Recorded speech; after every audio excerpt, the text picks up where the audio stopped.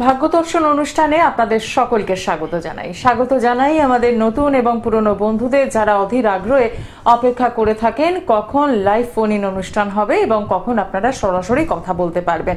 কারণ জীবনে প্রচুর সমস্যা এবং সেখানে দাঁড়িয়ে যদি আপনি আর্থিক সমস্যায় ভোগেন, হঠাৎ করে যদি মনে হয় যে বেশ কিছু টাকা যদি চলে আসতো, কিছু একটা ফাটকা ইনকাম যদি হতো, যদি একটু লটারি পেয়ে যেতাম কেমন হতো, এই এতগুলো যদির মাঝে আপনি কিন্তু পৌঁছে যান লটারির দোকানে এবং প্রচুর টাকা নষ্ট করে চলে আসেন, কারণ কোনো সময় কিন্তু আপনার ভাগ্যে সেই শিকেটা ছেড়ে না এবং এইটা নিয়ে বাড়িতে প্রচুর ঝামেলা হয়। আপনি গোপন করছেন বাড়ির লোকজনদের কাছ থেকে যে আপনি লটারির টিকিট কিনছেন, প্রত্যেকটি মাসে শুধু নয় প্রত্যেকটি দিন আপনি লটারির দোকানের সামনে দাঁড়াচ্ছেন, কিন্তু কোনোভাবেই আপনার আর্থিক উন্নতি হচ্ছে না, আপনি কোনোভাবেই কিন্তু অর্থ পাচ্ছেন না, উল্টে যেটুকু অর্থ রয়েছে সেটাও বেরিয়ে যাচ্ছে। তাহলে উপায় কি?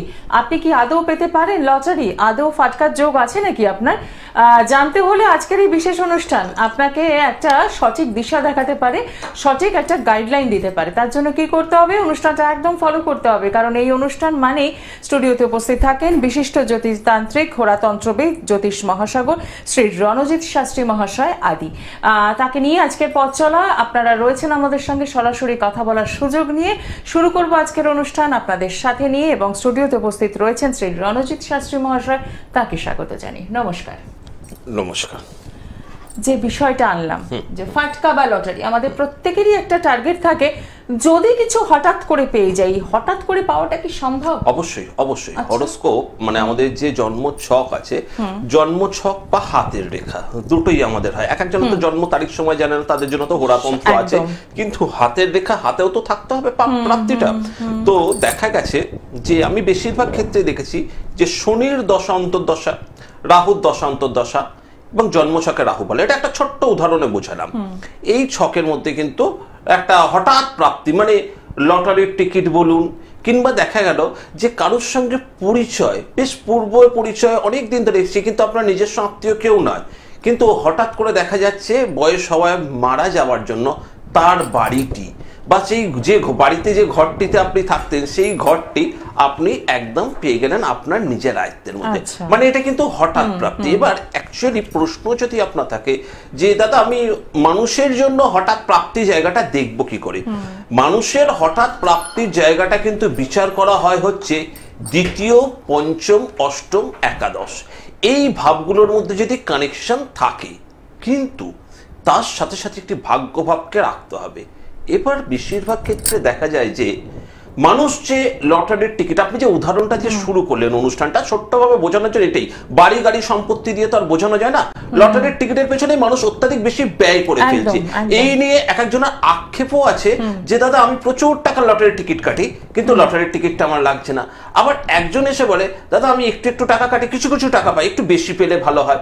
এই যে বেশি কম না পাওয়া, এইটা ওই যে যেটা বললাম যে দ্বিতীয়, পঞ্চম, অষ্টম, একাদশের জায়গায় যদি দ্বাদশ ঢুকে থাকে, তাহলে কিন্তু আপনার ওই মন লটারির মধ্যে যাবে আর আস্তে আস্তে ঘর থেকে টাকা নেবেন, লটারির টিকিটের পেছনে ব্যয় করতে থাকবেন এবং সেক্ষেত্রে আস্তে আস্তে দেখতে পাবেন আপনার লসই হচ্ছে, লাভ কিন্তু হচ্ছে না। এবার গোচরে যখন যখন রাহু আসবে তখন হয়তো ফাটকা আপনাকে, রাহু যদি জন্মছকে খারাপ থাকে তাহলে সেক্ষেত্রে আপনাকে হয়তো 5,000 টাকা লটারি কেটেছে, আপনাকে প্রথমে 6,000 টাকা দেবে, 6,000 টাকা দিয়ে 10,000 টাকা কেড়ে নেবে। মানে এই যে জায়গাটা, এই লটারির টিকিটটা কিন্তু সবার ভাগ্যের জন্য নয়, জন্ম ছক এবং হাত দুটো যদি খুব স্ট্রং জায়গায় থাকে তাহলেই কিন্তু লটারির টিকিট থেকে প্রাপ্তি হবে। বা পরের সম্পত্তি, এমনও হয় শ্বশুরের সম্পত্তি, শ্বশুর বাড়ির সম্পত্তি দীর্ঘদিন ধরে মামলা মোকদ্দমায় ঝুলে রয়েছে, সপ্তমের দ্বিতীয় অর্থাৎ তোমার অষ্টম, অষ্টমে যদি শনি গ্রহ থাকে তাহলে কিন্তু হঠাৎ করে শ্বশুর বাড়ির তরফের থেকে কিছু বিশেষ সম্পত্তি পাওয়া যায়। কিন্তু এখন শ্বশুরের কিছুই নেই, দাদা আপনি তো বললেন শ্বশুরের সম্পত্তি পাবো, কিন্তু শ্বশুরের তো কিছুই নেই, শ্বশুরের সম্পত্তি পাবো কি করে? তাহলে শ্বশুরের সম্পত্তি তুমি পাবে না, কিন্তু ওই রকম বয়স জ্যেষ্ঠ, ওই রকম বয়স তুল্য মানুষের কাছ থেকে তুমি কিন্তু হঠাৎ করে কিছু সম্পত্তি, কিছু টাকা পয়সা পেতে পারো। এবার কতটা পাবে সেটা ডিপেন্ড করছে হচ্ছে জন্ম ছক বা তোমার হাতের ওপর। হাতের মধ্যে আমাদের প্রাপ্তি যোগের জায়গাটাকে কিন্তু বিচার করতে হবে, হাতের মাউন্টেন গুলোকে সাথে বিচার করতে হবে, তাহলেই কিন্তু প্রাপ্তিটা হবে। না হলে আলোচনাই থাকবে, প্রাপ্তি আর হবে না। একদমই তাই, আর পুরোটাই বিচার্য এবং এটা সূক্ষ্ম বিচার কিন্তু। অবশ্যই অবশ্যই সূক্ষ্ম বিচার না করলে একটা মানুষ হঠাৎ করে ফাটকা পাবে কি করে? পরিশ্রম করে মানুষ পয়সা রোজগার করে, কিন্তু ফাটকা মানে বসে থেকে রোজগার করাটা সেটা কিন্তু মারাত্মক একটি সূক্ষ্ম বিচারের মধ্যে দিয়ে করতে হবে। আমরা বিস্তারিত আলোচনায় আসবো, কিন্তু তার আগে দেখে নি কে রয়েছেন সঙ্গে। নমস্কার। নিশ্চয়ই। নমস্কার, বলুন কোথা থেকে বলছেন?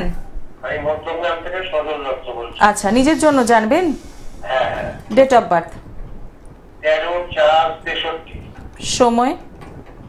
রাত 10:10। আচ্ছা, জন্মস্থান কোথায়? মধ্যমগ্রাম। ঠিক আছে, সঙ্গে থাকবেন। কেমন লাগছে অনুষ্ঠান? ভালো, খুবই ভালো। রাত 10:10, তাই তো? একদম, মধ্যমগ্রাম। রাত 10:10, মধ্যমগ্রাম, 13/4/1963। আচ্ছা, পুরো নামটা কি বললেন? সজল, তাই তো? সজল দত্ত। জন্ম বার ছিল শনিবার। আপনার বৃশ্চিক রাশি বৃশ্চিক লগ্ন জানেন তো? হ্যাঁ, বৃশ্চিক রাশি বৃশ্চিক লগ্ন জানেন, কিন্তু এটা জানেন কিনা আমি জানি না, মঙ্গলটা নিচস্থ রাহু যুক্ত। মঙ্গল নিচস্থ রাহু যুক্ত থাকলে প্রথম কথা বলবো, লগ্ন হচ্ছে আমাদের শরীর, লগ্ন হচ্ছে আমাদের বটগাছের মতন অবস্থানটি, ঠিক আছে? শিকড় হচ্ছে লগ্ন সেই বটগাছের। যদি শিকড় কেটে দেওয়া যায়, যখন যে কোনো একটি গাছ মরে যাবে, সেই রকম লগ্নপতি আপনার সম্পূর্ণরূপে দুর্বল, রাহু যুক্ত। এই জন্য আমি প্রথমেই কথা যেটা বলবো সেটা হচ্ছে, আপনি কোনো দিক থেকেই ভালো থাকবেন না, কোনো দিক থেকেই আপনাকে ভালো ফল দেবে না। সবকিছু লাস্ট মোমেন্টে এসে সব শুভগুলো দেখবেন শেষ হয়ে যাচ্ছে, একটা শেষ মুহূর্তে এসে যে কোনো জায়গায় আপনি আটকে যাবেন। সেটা যে কোনো কর্মক্ষেত্র হোক, শরীরের ক্ষেত্র হোক, সংসারের ক্ষেত্র হোক, যে কোনো জায়গায় শেষ মুহূর্তে আপনি ফেল করবেন। হয় কি ব্যাপারটা? আচ্ছা, কারণ এখানে হচ্ছে লগ্নে যেহেতু রাহুর অবস্থান করে রয়েছে, এটা কিন্তু আপনার ক্ষেত্রে যেটা দেখা যাচ্ছে সেটা কিন্তু আপনি পাবেনই পাবেন। এবং এই রবি বৃহস্পতির কম্বিনেশন, রবি বৃহস্পতির কম্বিনেশন একটি জায়গায় রয়েছে পঞ্চম ভাবে, রবি বৃহস্পতি থাকায় এটা আপনাকে হয়তো একটু হেল্প করছে, কিন্তু খুব একটা যে সাফল্য দেবে তা হয় না। আপনি কি জানতে চাইছেন? একটি প্রশ্ন করুন আপনার পছন্দের, দেখি প্রশ্নটা কি। জানতে চাইছি যে আমার তো মোটামুটি একটা 7-এর উপরে এজ হয়েছে, হ্যাঁ, আগামী দিন কেমন যাবে? আর আমার একটা ছোট জমি আছে, জমিটা কিছুতে বিক্রি করতে হবে না।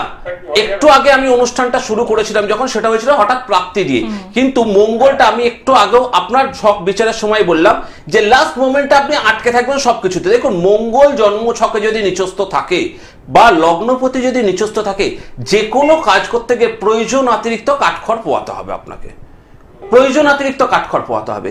এই যে জমিটা বিক্রির কথা বলছেন, জমিটা বিক্রি এত সহজে আপনার হবে না। কেন? মঙ্গল নিচস্থ। জমি বাড়ি কেন্দ্রিক যে কোনো বিষয়কে কেন্দ্র করে আপনাকে সমস্যা ভোগ করতে হবে। একদমই তাই। আপনি প্রথমে বললেন যে আপনি সর্বদিক থেকে সফল, তাহলে সফল হলে জমি নিয়ে যে সমস্যাটা রয়েছে তার জন্য ফোন করতে হবে না। রাইট, হবে না, হবে না। আপনি যে কথাটা দাদা প্রথমেই বললেন, একটা কথা সব সময় বলি, মানে উনি যে কথাটা বলছেন সর্বদিক থেকে সফল, আমি মানি, যে কারণ উনি হয়তো উনি ডিজার্ভ করেছেন যে আমি 5 টাকা রোজগার করবো, উনি 5 টাকা পেয়েছেন। কিন্তু একটা কথা বলতে হবে, যার জন্মছকে লগ্নপতি এবং চন্দ্রের অধিপতি, রাশি অধিপতি নিচস্থ, সে সফল হতে পারে না। তাহলে জ্যোতিষ শাস্ত্রটাই থাকবে না। আমি রণজিৎ শাস্ত্রী জোর গলায় এটা চ্যালেঞ্জ দিয়ে বললাম, জন্ম ছকের লগ্নপতি এবং চন্দ্র অধিপতি, অর্থাৎ আপনার রাশি অধিপতি আর আপনার লগ্নপতি দুটোই নিচস্থ, কি করে সফল হবেন?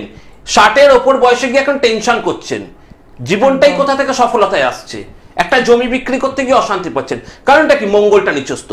আপাত দৃষ্টিতে আপনি সফল, কিন্তু অ্যাকচুয়ালি বাস্তবিক ক্ষেত্রে এখনো অবধি আপনার যেখানে রিল্যাক্স করার জায়গা শুরু হচ্ছে, সেখানে আপনি টেনশন নিয়ে বসে রয়েছেন। কখনোই সফল হওয়া যায় না। এবং জন্মছক কখনো ভুল বলতে পারে হবে না, হবে না, এটা হয় না। কিছু কিছু ক্ষেত্রে মানুষের জায়গায় যেটা হয়ে থাকে, হঠাৎ হঠাৎ কিছু একটা ঘটনা ঘটে গেছে, তাই নিয়ে সে খুব নাচানাচি করে ফেলেছে, খুব ভালো হয়েছে, নিশ্চয়ই সে ভালো হবে। তার মধ্যে আজ থেকে 6-7 মাস 8 মাস আগে তার শনির ঢাইয়া চলছিল, উনি সফলতাটা পাবেন কি করে? এত মানুষ যখন অশান্তিতে ছিল, এত মানুষ যখন প্রবলেমের মধ্যে ছিল, উনিও কিছু না কিছু প্রবলেম হয়ে গেছে, সেই প্রবলেমটা হয়তো ওনার কাছে মুখ্য হয়নি, সেই জন্য উনি গৌণ প্রবলেমগুলোকে ধরে বলছেন উনি সফল। অবশ্যই আপনি সফল, কিন্তু লগ্নপতি আপনার দুর্বল, অর্থাৎ মঙ্গল দুর্বল, রাহু যুক্ত, জমি বাড়ি ফ্ল্যাট গাড়ি এই সমস্ত নিয়ে আপনার সমস্যা থেকেই যাবে। একদমই তাই। আর ঠিক এই কারণেই একজন সঠিক অ্যাস্ট্রোলজারের প্রপার গাইডলাইনটা কিন্তু আমাদের জীবনে ভীষণ দরকার। কারণ আমরা যেটাকে সমস্যা বলছি সেটা হয়তো জীবনের সমস্যাই নয়, সমস্যা অন্য জায়গায় লুকিয়ে রয়েছে। নমস্কার, কে রয়েছেন সঙ্গে? আমি স্বপন কুরুশ্রী বলছি। কোথা থেকে বলছেন? ব্যারাকপুর থেকে। আচ্ছা, কার জন্য জানবেন?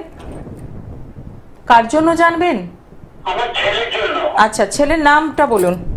সুমন শ্রী, SHW। হ্যাঁ, ঠিক আছে। Date of birth?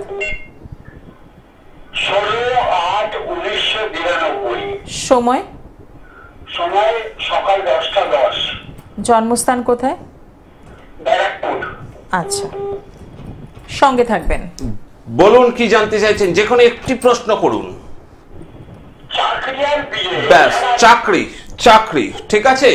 কেরিয়ার শব্দটার মানে অনেক বড় একটা সারাউন্ডিং। ছেলে এই বয়স মানে একটা চাকরির বিষয়ে আপনি প্রশ্ন করছেন, এটা স্বাভাবিক। জন্ম বাড়ছিল রবিবার, তাই তো? হ্যাঁ। জন্ম বাড়ছিল রবিবার। আচ্ছা, ছেলের কুম্ভ রাশি, সে বিষয়ে নিশ্চয়ই আপনি জানেন। বুঝতে পারলাম না। ছেলের রাশিটা কুম্ভ রাশি, জানেন তো? হ্যাঁ, কুম্ভ রাশি। ছেলের রাশি কুম্ভ রাশি। এই যে কুম্ভ রাশির ছেলে, ঠিক আছে, এবার কুম্ভ রাশিতে শনির 7.5 চলছে। কুম্ভ রাশিতে শনির 7.5 কিন্তু শেষ পর্যায়ে। তুলা লগ্ন কুম্ভ রাশি, এবং এক্ষেত্রে দেখা যাচ্ছে যে রাজ্যকারক গ্রহ শনি, শনি ভালো জায়গায় অবস্থান করেছে। ছেলের কিন্তু শনি আর রবি সমসপ্তম হয়ে রয়েছে। শনি রবি সমসপ্তম হয়ে থাকলে সাময়িক কিছু চাকরি কেন্দ্রিক সমস্যা হয়, কিন্তু অদূর ভবিষ্যতে 7.5টা কাটলে ছেলে কিন্তু একটু কেরিয়ারের গ্রাফ খুব ভালো জায়গায় দাঁড়াবে। রাজ্যকারক গ্রহ, ঠিক আছে, তুলা লগ্নের ক্ষেত্রে রাজ্যকারক গ্রহ হচ্ছে শনি স্বয়ং, চতুর্থপতি পঞ্চমপতি, অর্থাৎ কেন্দ্র আর কোণপতি, সে নিজে কিন্তু কেন্দ্রে অবস্থান করেছে। এই ছেলের অদূর ভবিষ্যৎ প্রচন্ড উজ্জ্বল, প্রচন্ড ভালো জায়গায় পৌঁছাবে। 7.5 জন্য ছেলে আটকে রয়েছে কেরিয়ারটা, এবং রবির ওপর দৃষ্টি পড়ার জন্য কিছু ডিস্টারবেন্স পাচ্ছে। বোঝা গেল? প্রথম যেটা করতে হবে সেটা হচ্ছে 7.5 প্রতিকারটাকে করে নিতেই হবে।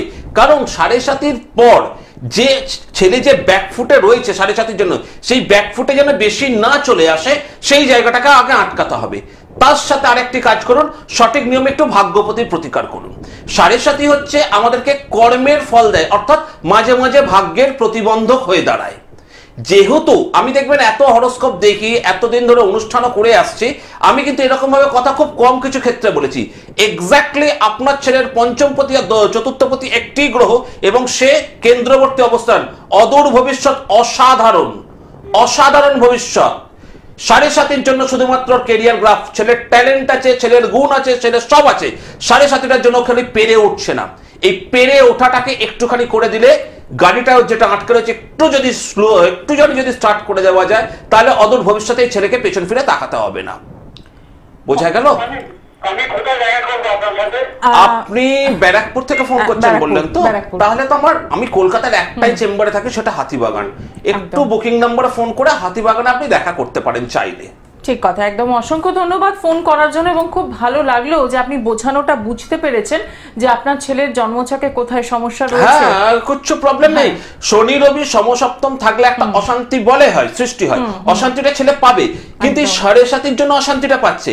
কারণ ছেলের ক্ষেত্রে, যাদের ক্ষেত্রে বেসিক্যালি দেখা গেছে যে রাজ্যকারক গ্রহ, এই রাজ্যকারক গ্রহগুলোকে অবসোলেট করে দিয়ে অষ্টমপতি নবমপতি দ্বাদশপতি নিয়ে সবাই নাড়াচাড়া করছে, আমিও নাড়াচাড়া করছি। কিন্তু তার মধ্যেও দেখতে হবে এই অষ্টম নবম দ্বাদশ এই দোষের গ্রহগুলো ছাড়াও কিছু শুভ গ্রহ থাকে, যেগুলোকে, তার মধ্যে একটি গ্রহকে বলা হয় রাজ্যকারক গ্রহ, যে কেন্দ্র আর কোণ দুটোরই প্রতিনিধিত্ব করে। এই রাশি চক্রের মধ্যে কেন্দ্রপতি হচ্ছে শনি, কোণপতি হচ্ছে শনি, সে আবার কেন্দ্রে বসে রয়েছে, প্রপারলি রাজ্যকারক। এই ছেলের গাড়ি বাড়ি ফ্ল্যাট, নিজের পেছন ফিরে তাকাবে না, এতটাই সে রোজগার করবে। কিন্তু তাকে ব্যাকফুটে কে ফেলছে, যে কেন্দ্রপতি রাজ্যকারক গ্রহ শনি, সে বসে আছে চন্দ্রের দ্বাদশে, এবং তার 7.5 চলছে, সেই জন্য ছেলেটাকে একটু কেরিয়ারটাকে ল্যাক করে দিচ্ছে। কেরিয়ার যে ছেলের নেই তা না, ছেলের কেরিয়ারটাকে ল্যাক করে দিচ্ছে। এই ল্যাক করে যাওয়া কেরিয়ারটাকে কিন্তু আটকাতে গেলে এই দোষগুলো যদি একটু ঠিক করে নেওয়া যায়, ছেলের কেরিয়ারটা স্মুথলি এগিয়ে যাবে। একদম খুব সুন্দর একটা বিশ্লেষণ আমরা পেলাম এবং আশা করি আপনি শুনলেন পরের কথাগুলো। তো সেক্ষেত্রে বলবো কলকাতা হাতিবাগান চেম্বারের জন্য যোগাযোগ করুন, বুকিং নাম্বার দেখতেই পাচ্ছেন এবং অনুষ্ঠান চলাকালীন আমিও শেয়ার করে দেবো। নমস্কার, কে রয়েছেন সঙ্গে? হ্যালো ম্যাডাম, আমি সুপ্রিয়া বলছি। আচ্ছা, কোথা থেকে বলছেন? হাওড়া থেকে। কার জন্য জানবেন? আমার সম্বন্ধে বলুন। Date of birth? এটা হলো 15/9/1990। সময়? আমার হলো 11:50 সকাল। আচ্ছা, জন্মস্থান কোথায়? হাওড়া। ঠিক আছে, 11:50 সকালবেলা, তাই তো? কি নাম বললে ভাই তোমার? সুপ্রিয়া। সুপ্রিয়, তাই তো? সুপ্রিয় আইচ। দেখো সুপ্রিয়, এই বয়সটা মানে একটা ন্যাচারাল কোশ্চেন, যেটা হচ্ছে কেরিয়ার আর তোমার কর্মস্থান, একদম স্বাভাবিক প্রশ্ন। এই তোমার জন্ম বারটা হচ্ছে বৃহস্পতিবার, তাই তো? মকর লগ্ন, তুলা রাশি, চিত্রা নক্ষত্র, খুব ভালো। জন্ম ছকে মঙ্গলটা বকরি। আচ্ছা, তুমি আমার অনুষ্ঠানটা কি শুরু থেকে দেখছো? শুরু থেকে দেখছো? আচ্ছা, দেখবে তোমার জন্ম ছকের মধ্যে দেখো, তোমার মকর লগ্ন, তোমার যদি হরোস্কোপ করা থাকে, তোমার লগ্নের মধ্যে রাহু বসে আছে, সপ্তম স্থানে কেতু আর বৃহস্পতি রয়েছে। এই রাহুর পূর্ণ দৃষ্টিটা বৃহস্পতির ওপর পড়ছে এবং তোমার মঙ্গল কোথায় বসে রয়েছে? পঞ্চম স্থানে বসে রয়েছে এবং বক্রী। পঞ্চমে মঙ্গল বক্রী মানে মানসিক শান্তি তুমি পাবে না, মনের দিক থেকে খুব অশান্ত থাকবে এবং সেটা বৃহস্পতির ওপর রাহুর দৃষ্টি পড়ে। বৃহস্পতিকে আমাদের অর্থকারক গ্রহ, বৃহস্পতি হচ্ছে আমাদেরকে অর্থ দেয় এবং জন্ম ছকে রবিটা নিচস্থ, অর্থাৎ তাহলে কোথায়? দশমে রবি নিচস্থ। তোমার কর্মকে কেন্দ্র করে তুমি সমস্যা থাকবে, তুমি প্রচুর পরিশ্রম করবে, সেই তুলনায় তোমার রোজগারটা ঠিক হবে না। পরিশ্রম যা হবে তার তুলনামূলক তুমি রোজগার করতে পারবে না, মনে তার জন্য প্রচন্ড অসন্তোষ তুমি ভোগ করছো এখন, ঠিক না ভুল? আমি কাজ মানে করতাম আগে, মানে জানুয়ারি মাসে, তারপরে কাজ পাচ্ছি না কোনো। বললাম যে কর্মকে কেন্দ্র করে অশান্তি, কেন কাজ পাচ্ছ না? প্রথম প্রশ্ন, এখানে কিন্তু স্পষ্ট দেখা যাচ্ছে যে তোমার দশম ভাবে রবি নিচস্থ, চন্দ্রযুক্ত। রবি আর চন্দ্র, রবি তো উত্তপ্তকারক গ্রহ, বুঝতে হবে। আমি বলছি মানে যে এটাই সত্য সেটা না, কেন বলছেন সেটা আগে প্রশ্ন। রবি হচ্ছে উত্তপ্তকারক গ্রহ আর চন্দ্র হচ্ছে একদম ঠান্ডা গ্রহ। রবির বিপরীত হচ্ছে চন্দ্র। তাহলে রবি আর চন্দ্রকে তুমি তোমার জন্মছকে একসাথে করে দিয়েছো, অর্থাৎ আগুনের কাছে যদি আমি জল নিয়ে যাই তাহলে কি হবে? সেই জল বাষ্পীভূত হয়ে যাবে। সেই জন্য রবি তার প্রভাব, নিচস্থ প্রভাবের জন্য তোমাকে কর্মচ্যুত যোগ, কর্মহানি যোগ করাবে। এটা একবার না একাধিকবার জীবনে হবে। কাজকর্ম তুমি একাধিকবার হবে, কাজ করবে, মুড সুইং হবে, তোমার বসেদের সঙ্গে তোমার একটু মিসআন্ডারস্ট্যান্ডিং হবে, দূর মশাই কাজ ছেড়ে দেবো, কেউ বলবে তোমাকে কাজে আসতে হবে না, মানে এমন ঘটনা ঘটবে। রবি তো ইমেজের, এটা হবে তো, এটাই হবে। আর তার সাথে রয়েছে বৃহস্পতি কেতু, ওই যে তোমার পকেটে টান করবে বৃহস্পতি কেতু। বৃহস্পতি তো আমাদের অর্থের কারক গ্রহ, সুতরাং কেতু যুক্ত হয়ে রাহু দ্বারা দৃষ্ট, রাহুর সঙ্গে বৃহস্পতির সম্পর্কটা ভালো না, তোমার পকেটে টান তৈরি করাবে। তাহলে টান তৈরি করতে গেলে তোমাকে তো বাবা কর্মহানি করাবে এই গ্রহ, সেটাই তোমাকে করাচ্ছে। এটার বাবা একটু প্রতিকার করে নাও, পয়সা পকেটে টান করে দেবে। তো বৃহস্পতি তো কেতু যুক্ত এবং রাহু দৃষ্ট, এইগুলো যদি না প্রতিকার করে, এটা তোমার জন্ম ছক। এবার দশা, অন্তর্দশা, প্রত্যন্ত দশা, গোচর দেখে তার সঠিক নিয়মে প্রতিকার করতে হয়। যদি প্রতিকার না করো, এই ছকটা একই থাকবে বুড়ো বয়স অবধি। যতদিন তোমার কর্ম করার ক্ষমতা থাকবে ততদিন তোমাকে এই প্রবলেমটা ফেস করতে হবে, এটার প্রতিকার করতে হবে, বসে থাকলে হবে না। একদম, একটু সরাসরি যোগাযোগ করুন। শুধু সমস্যা জানলে কিন্তু তার সমাধান কোনোভাবেই সম্ভব নয়। সমাধানের জন্য একটু যোগাযোগ করতে হবে। যারা যোগাযোগ করতে চাইছেন তাদের জন্য একটু চেম্বারগুলো দেখে নেব। পেয়ে যাচ্ছেন কলকাতায় হাতিবাগান, এছাড়াও আসানসোল, দুর্গাপুর, পুরুলিয়া, সিউড়ি, বর্ধমান, কৃষ্ণনগর এবং শিলিগুড়ি চেম্বারে পাচ্ছেন। বুকিং নাম্বার 9874110320 এবং 8276853043।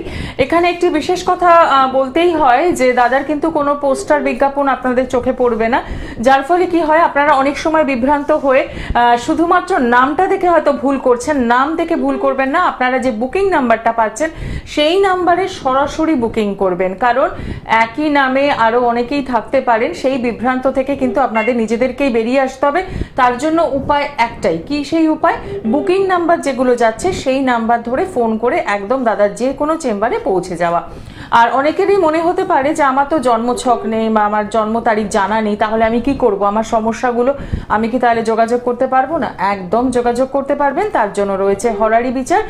প্রত্যেকটি বিষয় ক্ষেত্রেই কিন্তু আপনার যা সমস্যা সেটা হরারির মাধ্যমে কিন্তু একদম পূর্ণ কুষ্টি বানিয়ে সেই সমস্যার সমাধান সম্ভব। সব কিছুর সমস্যারই সমাধান সম্ভব যতক্ষণ আপনি না এসে পৌঁছচ্ছেন, নাহলে কিন্তু বাড়িতে বসে রাখলে কোনো সমস্যার সমাধান হবে না।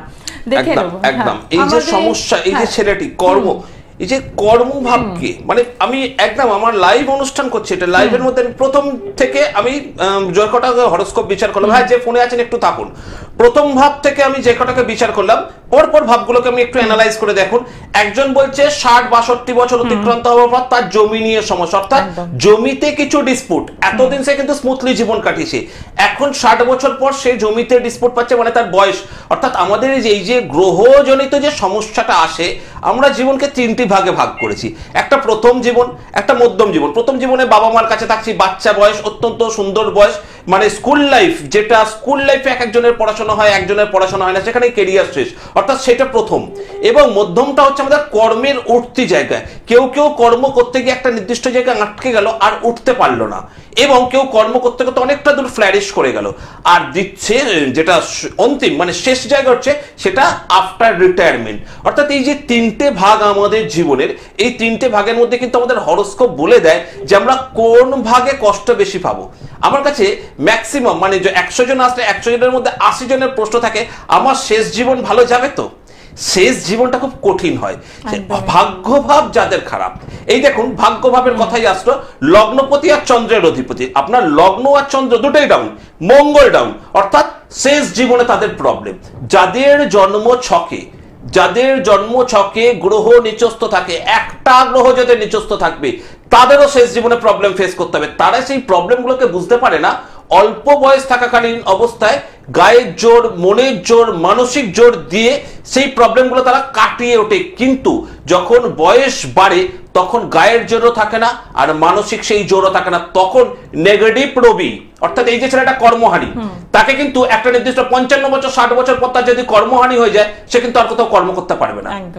65-তে রিটায়ার, সে হচ্ছে আরো 5 বছর 7 বছর করবো, করে কিছু টাকা পয়সা রাখবো, রেখে একটা ছোট দোকান করবো, কিন্তু তাকে দেখা যাচ্ছে 50-55তেই তার কাজটা হঠাৎ চলে গেল, তাকে কিন্তু সেই বয়সে আর কেউ কাজে দেবে না, সেই ভ্যালু পাবে না সে।